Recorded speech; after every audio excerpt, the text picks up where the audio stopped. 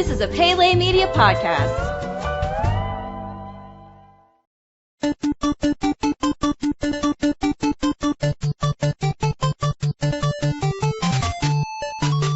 What's going on, everybody? Thank you so much for tuning into Goonies Minute today. Goonies Minute is the fan podcast where we explore the classic 1985 film Goonies minute by minute. This is Brady. And this is Chris. And we're here to bring you minute number 31 of Goonies today. Chris, how you doing? Oh, not too bad. Just looking at these stocks that I just purchased online. Yeah? What in? I can't tell you. You can't tell me? Yeah. It's not I know, what's the guy's name that goes on MSNBC?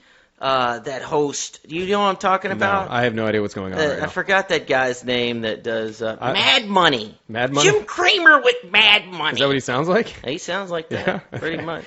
I was wondering what personality you had slipped into there.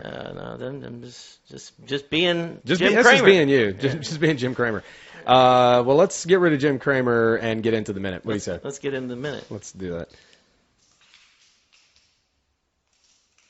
In the previous minute, we saw Chunk notice the same car that was involved in the police chase in the garage. He was too late in notifying the rest of the gang, as they are now cornered between Ma Fratelli and Jake. At 31 minutes, Jake has slowly approached the Goonies, making them even more afraid of the situation. Jake and Ma begin speaking in Italian to one another and coming up with a plan on how to solve the situation. At 31 minutes and 10 seconds, Ma begins to propose the idea to Jake that the boys should be served as customers and sent on their way. At 31 minutes and 25 seconds, Jake pinches Chunk and Mikey on the cheek and tells the boys to make themselves comfortable. At 31 minutes and 37 seconds, Ma screams at the boys asking them what they want. They tell her water. At 31 minutes and 40 seconds, Ma lets them know that she will go fetch the waters. At 31 minutes and 45 seconds, everything seems like it is going to be fine. Ma will serve the boys waters, and they will be on their way. But Mouth can't resist the situation. At 31 minutes and 47 seconds, he sarcastically tells her that he wants a veal scallopini, good fettuccine alfredo, and a bottle of fettuccine 1981. At 31 minutes and 55 seconds, Ma grabs Mouth by the face and tells him that the only thing they serve is tongue. The plan is now shot. And thus ends minute 31 of the Goonies. All right, so we've got some cool stuff going on in this minute, one of which is Robert Davi's performance. Robert Davi is playing Jake Fratelli and giving one of the most menacing, villainous performances I think I've ever seen in a movie. I mean, this guy has presence like nobody else, and we've just seen him storm out of the kitchen screaming about how he can't create with this, presumably like an oven, and because he's wearing his... Is that a butcher's outfit? That's a butcher's outfit, which just adds more to... But I didn't see any blood. Did you see any blood? I didn't see any blood. That might have been... Well, first off, it was black, so it wouldn't have shown up. But two, that would have probably been too much for a kid's movie. And two, that would have answered the question of what was going on. The scariest thing about that statement and that idea is that we don't know what's going on. Why he has a butcher's outfit Right. on. We saw two shot investigators. Two shots. Yeah. Yeah, exactly. Going into the building, and then... we only see what happened to one of them later. So here we are. We see a guy in a butcher's outfit screaming about how he can't create with this broken. I think it was an oven. I'm just assuming it was some cooking stuff. Who knows? So to try and find out what the hell he is doing with whatever it is he's doing with back there is terrifying. I'll tell you what I like. He walks very slowly to the kids, and at this point, I was really noticing the creak of the floor. Yes. You can hear that. That's very audible. And also the obvious panting and making noise of the kids, like gasping. They're kind of, you can hear them breathing heavy. Yeah. And they make it a point. Some good sound design. Yeah, exactly. Yeah, I'd say it's half sound design here and half Robert Davi, just like his face. He's got just such a scary face.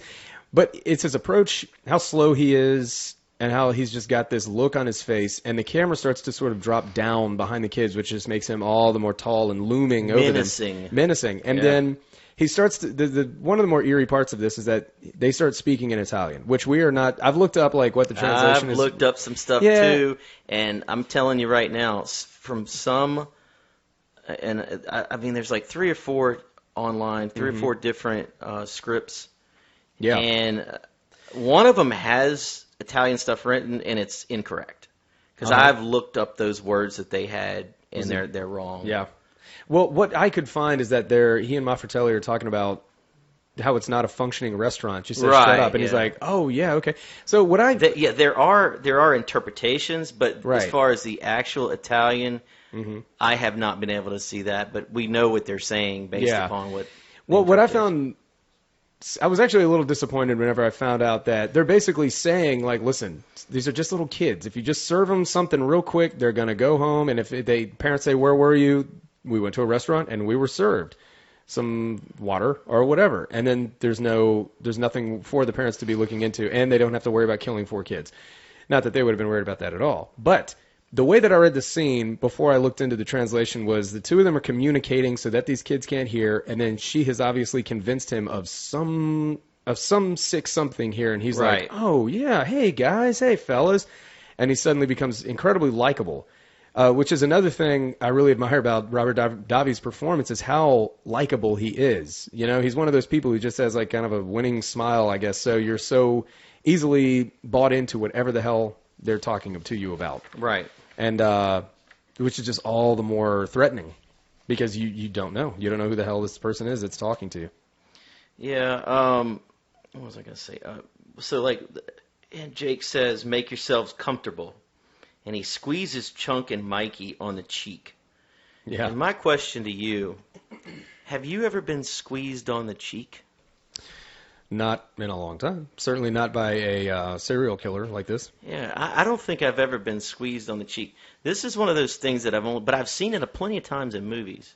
Don't ask me what movies I've seen it, but I know I've seen it. Is that an Italian thing?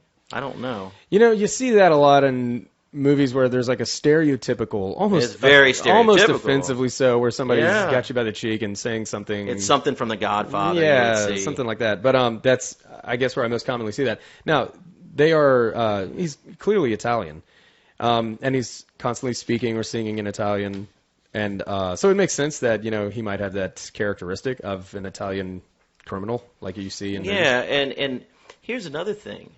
In 1985, you know, and whether or not political correctness is good or not, we're not having that discussion. Right. But you see some things that you might not see today stereotypically. Mm-hmm. Yeah, So we might not see the stereotypical, like, okay, you know, Rosalita, you know, the reason, you know, we know she's played a maid a bunch of times. Right. But almost like that's a stereotypical thing that if we saw Rosalita, we didn't know that she played a maid a bunch of times. If we didn't know she played it in Goonies and we said, oh, she looks like a maid, then that would be construed today as, you know, racist or whatever. Right. Back then, it was more accepted, right or wrong.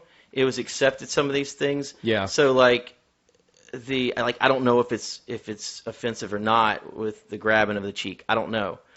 I don't think it but is. But it's definitely one of those things that when we see that you think Italian, you think exactly. Yeah, because of stereotypes. I mean, but also in this case, it's like, hey, it's cute little kids, pinch them on the cheeks, you know, like adults do, which is also threatening in the sense that this guy who was just so put off by children being in there, witnesses, I guess, is suddenly now so happy to have them around. Hey, fellas, come on in. Here's another thing. Let's take Italian out of it or whatever. Mm-hmm.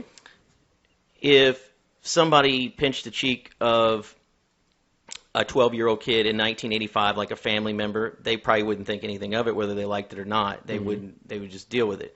But nowadays, if you went and pinched the cheek of a 12-year-old, that would be grounds for craziness of parents, and I mean, yeah, exactly. And I mean, that's what I'm trying to think, because it's just the times are different that. You can't do things like that. Times have changed. You can't do stuff like that in movies anymore. But you certainly can't grab an adult grab a child's face, squeeze it to the point that his tongue comes out, and then flash a switchblade right in front, with the implication that you're going to cut his tongue off. I know that's in the next minute, but man, and that's the thing about the Goonies. Is that it pushed the envelope in so many ways. Really did. And when I think of the Goonies, I think of the fact that that's what this movie was doing. It was treating its child audience in a sophisticated manner.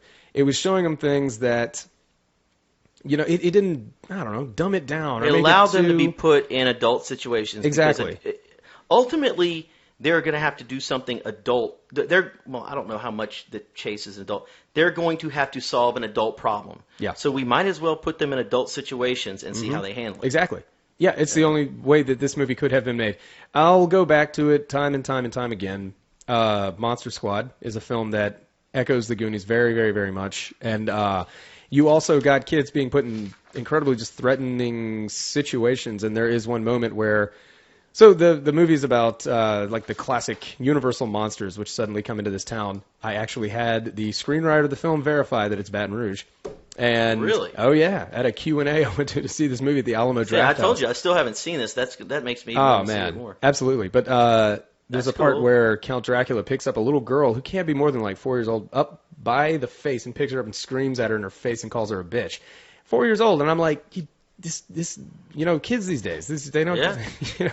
they had these I guess I'll use the term, I don't know about sophisticated, but situations that kids were put in and they were really going to have to use their cunning to get out of it.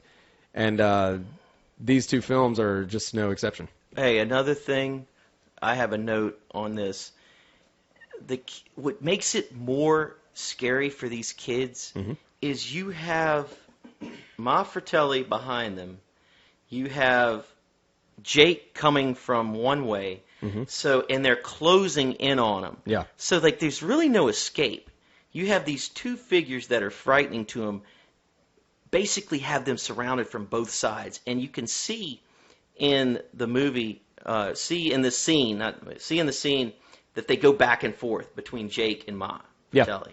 And it's just kind of cool how that is, because it's kind of that they're closing in on them. It is, yeah. And you'll also notice that the camera is about on plane with the kids' heads. We're at eye level with the I think children. that's what they want. They want us, Totally. obviously. Obviously, Richard Donner and Steven Spielberg would be thinking along those lines. But so to have us, and like I said earlier, when Jake is approaching, the camera is sort of slowly dropping down or whatever, and we are now literally on their level. And these are children cornered by the two things the thing that children fear most, and that's adults. That's parents. Yeah. And here they are, pushing and pulling at these kids with both, threatening them and making them afraid, and then being inviting to them. But I'll tell you what's and more confusing the hell out of them. I'll tell you what can be more threatening than parents is adults you don't know. Oh yeah, that are threatening. And still That's sending even you, worse. Absolutely, and sending you those mixed vibes. Like, we don't want you here, and then, oh, come on in, have a seat, and as we see, I think it's the next minute, whenever they finally walk away, the kids immediately have to start using their wit, their cunning, to try and figure out a plan to get out. Well, that's going to all get screwed up when Mouth decides to just run off at the mouth and start screwing with Miss Fratelli. Okay, you mentioned right here at the end of the minute, you mentioned what's going to happen. You foreshadow what's going to happen with Mouth and his mouth being held. But she asks, basically, Data says they'll take water. Yeah. And Mouth just can't leave it alone. And he starts saying he wants some type of 1981. I didn't even write it down, but and she's really offended by that. And that's when she grabs him by the mouth and, here we only serve tongue. I can't get her voice. That was perfect. pretty good. I don't know if that sounds right or not, but you get the idea. I get the idea. She's a menacing, disgusting lady who's a wonderful actress. So, and that's kind of how the minute ends, and that's all I got. Yeah, me too. And it's only going to get worse. If we think we're seeing something bad right now, just wait. You're going to have a switchblade pulled on you right up in your face, trying to slice off this kid's tongue. But yeah, that's all I have. Yeah, me too. All right, everybody, thank you so much for tuning in today to minute number 31. Be sure to check us out tomorrow. Be sure to tune back in tomorrow for minute number 32. And until then, this is Brady. And this is Chris. We're here to remind you that Goonies never say die.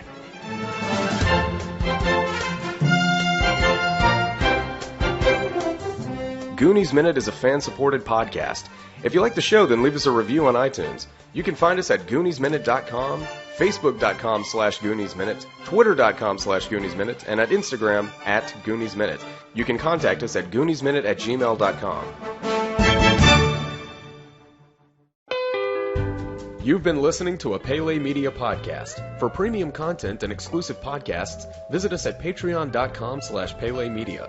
Check us out on Facebook at facebook.com/PeleMedia and follow us on Twitter at twitter.com/PeleMedia.